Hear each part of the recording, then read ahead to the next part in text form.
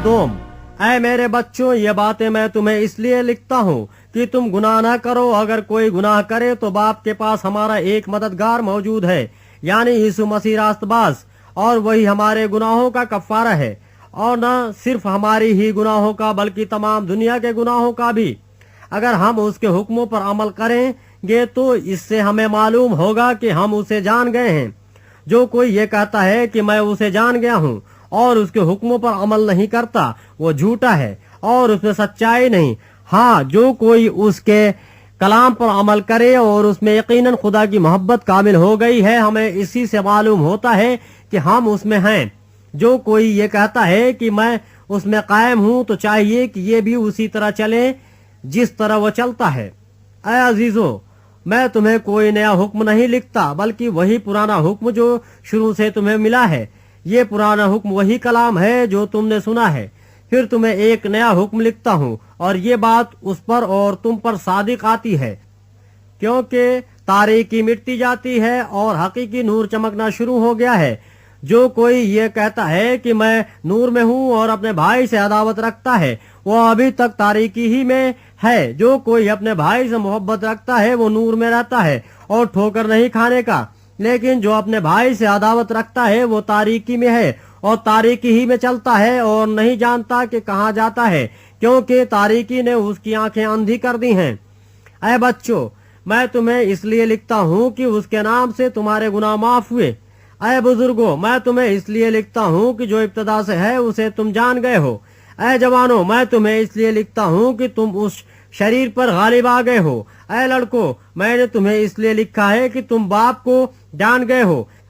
ऐ बुजुर्गों, मैंने तुम्हें इसलिए लिखा है कि जो इब्तदा से है उसको तुम जान गए हो। ऐ जवानों, मैंने तुम्हें इसलिए लिखा है कि तुम मजबूत हो और खुदा का कलाम तुम में कायम रहता है और तुम उस शरीर पर गालिब आ गए हो। न दुनिया से मोहब्बत रखो, न उन चीजों से जो दुनिया में हैं। जो कोई दुनिया से मोहब्बत रखता है उसमें बाप की मोहब्बत नहीं, क्योंकि जो कुछ दुनिया में है, यानी जिस्म की ख्वाहिश और आंखों की ख्वाहिश और जिंदगी की सेखी, वो बाप की तरफ से नहीं बल्कि दुनिया की तरफ से है। दुनिया और उसकी ख्वाहिश दोनों मिटती जाती हैं, लेकिन जो खुदा की मर्जी पर चलता है वो अबद तक कायम रहेगा। ऐ लड़कों, यह आखिर वक्त है, और जैसा तुमने सुना है कि मुखालिफ मसीह आने वाला है, उसके मुआफिक अब भी बहुत से मुखालिफ मसीह पैदा हो गए हैं। इससे हम जानते हैं कि आखिर वक्त है। वो निकले तो हम ही में से, मगर हम में से थे नहीं, इसलिए कि अगर हम में से होते तो हमारे साथ रहते। लेकिन निकल इसलिए गए कि ये जाहिर हो कि वो सब हम में से नहीं हैं। और तुमको तो उस कुद्दूस की तरफ से मसह किया गया है और तुम सब कुछ जानते हो। मैंने तुम्हें इसलिए नहीं लिखा कि तुम सच्चाई को नहीं जानते, बल्कि इसलिए कि तुम उसे जानते हो, और इसलिए कि कोई झूठ सच्चाई की तरफ से नहीं है। कौन झूठा है सिवाय उसके कि जो यीशु के मसीह होने का इनकार करता है।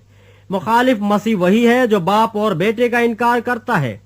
जो कोई बेटे का इनकार करता है उसके पास बाप भी नहीं, जो बेटे का इकरार करता है उसके पास बाप भी है। जो तुमने शुरू से सुना है वही तुम में कायम रहे। जो तुमने शुरू से सुना है अगर वो तुम में कायम रहे तो तुम भी बेटे और बाप में कायम रहोगे। और जिसका उसने हमसे वादा किया वो हमेशा की जिंदगी है।